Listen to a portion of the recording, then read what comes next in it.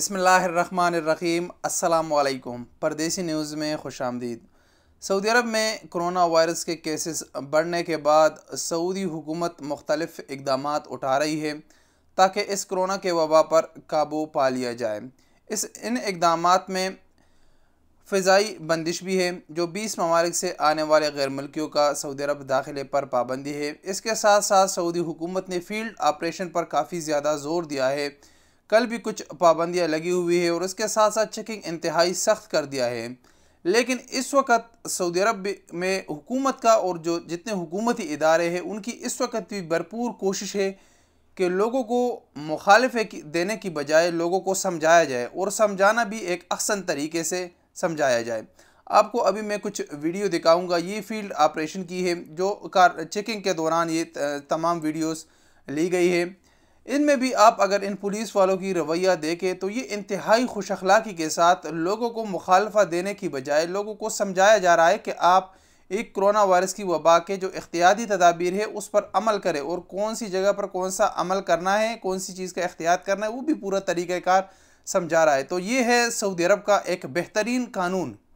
देखो, अगर हम अपने ममालिक में देखें, आप पाकिस्तान इंडिया में अगर आप देखें तो पुलिस का निज़ाम कितना गंदा है। लोगों को डंडे, लोगों को मारा पीटा जा रहा है। कितनी मुश्किलात लोगों को वहाँ पर पुलिस कितने गलत तरीके से लोगों को डील कर रहा है। लेकिन यहाँ पर अगर हम देखें तो इतने संगीन, इतने मुश्किल वक्त में भी न किसी को मारा गया है, न किसी के ऊपर बंदूक तानी गई है और ना किसी के साथ ज़्यादती कर रहे हैं। लोगों को एक अच्छे तरीके से समझाया जा रहा है। जो लोग नहीं समझते तो तब उनको मुखालिफे किए जा रहे हैं।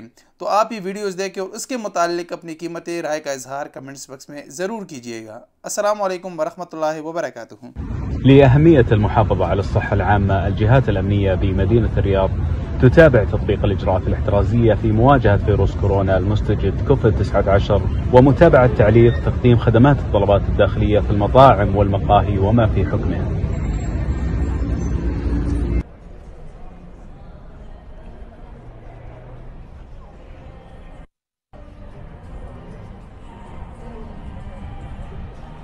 طيب معلش اسمحوا لي، هل انتم مطبقين التباعد؟ وش الهدف من التباعد بالامتار هذا اذا كانوا 4 متجمعين هنا؟ صح ولا لا؟ طيب انت شايف هذه مخالفه ولا من مخالفه؟ وش الهدف ان طبقنا الطلبات الخارجيه؟ لابد تحرص، اذا ما في تجاوب تبلغ الجهات الامنيه الموجوده في الموقع. طيب الان كرما نظم السير، ارجعوا شوي حققوا التباعد لو سمحتوا. اللي في الخلف يحقق التباعد. طلبات الخارجيه ركزنا على جزئية مهمة جدا، أنه مع الحرص ومراعاة عدم التجمع أمام المطاعم للطلبات الخارجية.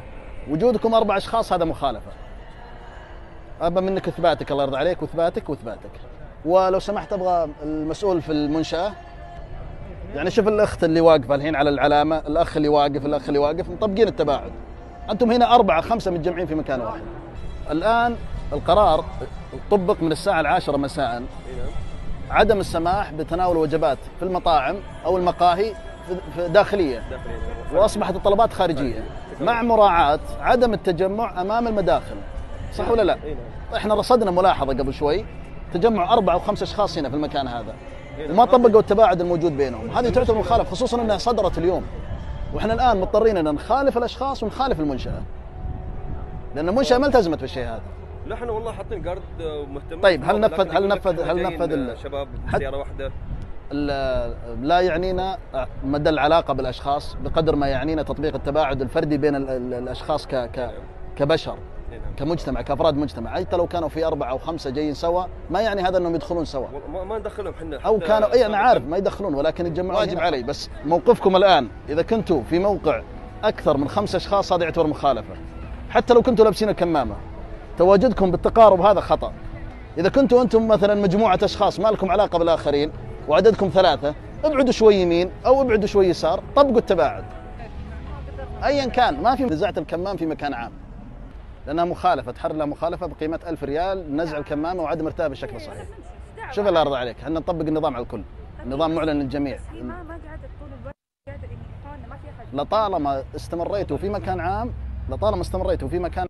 هذا يحتم علينا جميعا ان نلبس كمامه. انا اخوك الى الحين وانت منزل الكمامه. تعود انا دائما طيب. بس بالطريقه دي. لا غلط، وهذا خطا كبير. طيب الكمامه الى الان وانت تكلمني. والله ايه تعال والله اني حاطها تعال وانا اخوك. اني عشان يكلم. طيب انت تتكلم قصدك بالجوال؟ اي والله. طيب ما مو بعذر نهائيا. الهدف انك انت تلبس الكمامه تغطي الفم والانف.